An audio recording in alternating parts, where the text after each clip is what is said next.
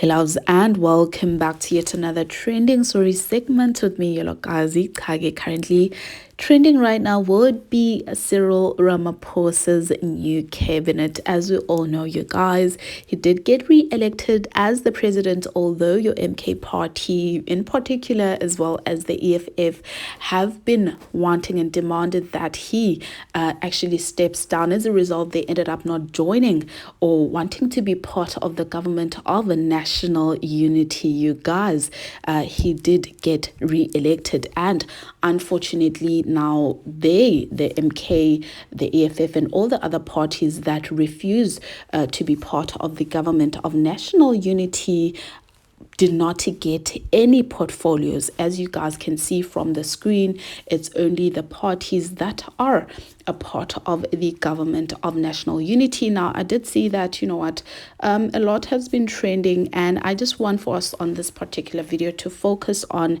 the three portfolios, which is the Minister of Basic Education, the Minister of Correctional Services, and the Minister of Home Affairs, because they are the ones that are being spoken about. People really are concerned. Some people are satisfied with some of the portfolios. So let's start off talking about Minister of Basic Education.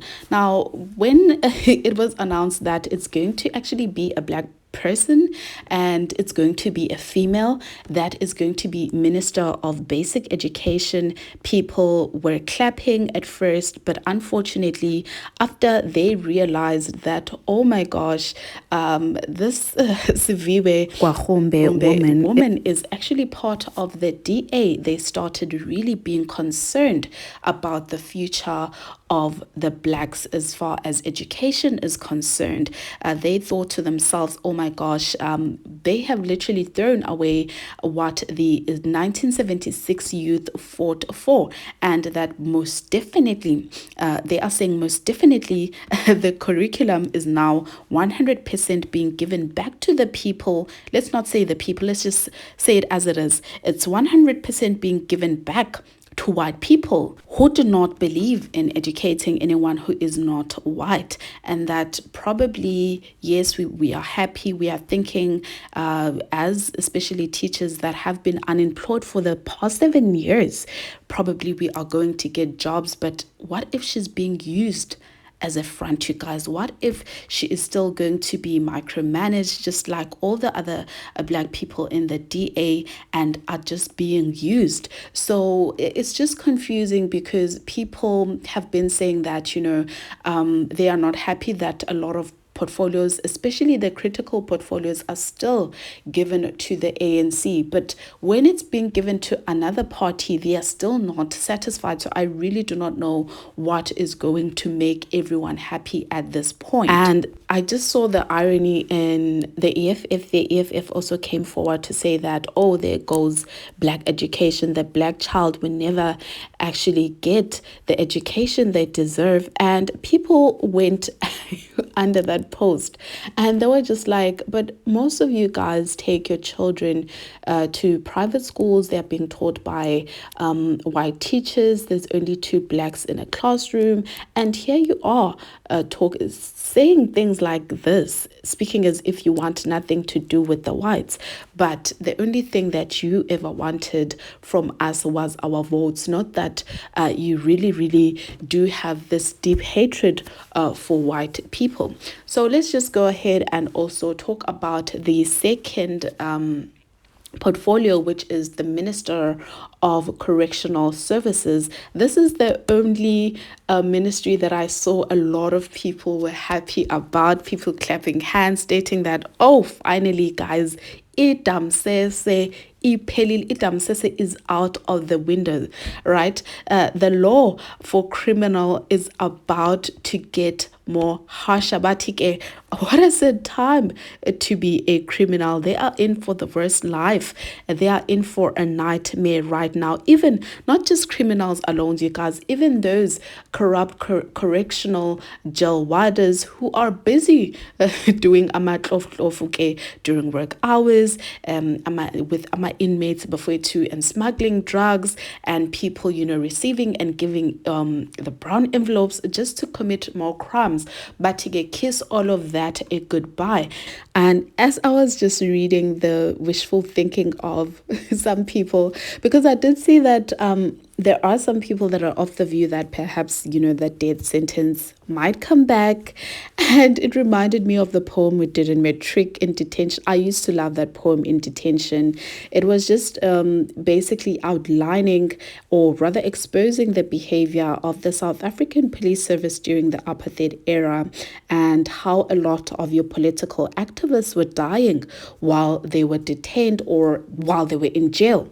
And they'd give reasons such as, oh no, he fell from the 9th floor. Oh no, actually he fell from the 11th floor. He slipped on the soap and fell. Oh no, he hung himself. And the poem was just a repetition of itself. It just goes to show of the shallow explanation which would be given by the police as to why people were dying during that time. And it actually made me think of that when people were saying, the death sentence might also come back and come into place, and that is what the criminals deserve, and that they are not going to be getting your DSTV, no more TV, no more 2 meals per day in the prison. People are going to be treated as criminals. It's no longer going to be, jail is no longer going to be a rehabilitation center, but it is going to be jail like in other countries. You understand? And I was just thinking to myself, guys, unfortunately, yes, Nami, I would really love for a person who rapes mangat. Let me not say, I nearly said people that rape children need to get the death sentence. But everyone who rapes, they deserve the death sentence. That is what I wish for. But unfortunately, you guys, we still have the Constitution. We still have human rights. Yes, as far as your corruption, drug smuggling, and all those things, I do see him combating all of those things. But when it comes to the death sentence being brought forward, you guys, I don't think it's going to happen, because remember, legislature has to actually pass through so many hoops for it to be recognized as a law. Furthermore, there's, like I said, human rights. And I think in the case of S versus Omakonyane, it was found that, the death sentence is a very cruel, a very inhuman, and degrading punishment. And so therefore it goes against the right to life as a human right. And so therefore I do not foresee the death penalty being brought forward within these 5 years of them being, or him rather, I nearly said them, being in this portfolio, you guys. I don't know. What are your thoughts? Before I say goodbye, I nearly said bye, guys, because I have been talking so much.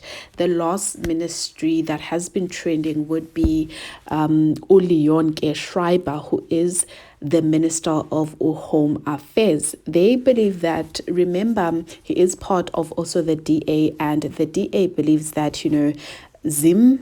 Zimbabweans, they are good for South Africans because perhaps maybe they need them for cheap labor or whatever the case is. So a lot of South Africans are really not happy about this ministry being given to, once again, the DA. They feel as though this means that, most foreigners will be given citizenship. Yeah, understand?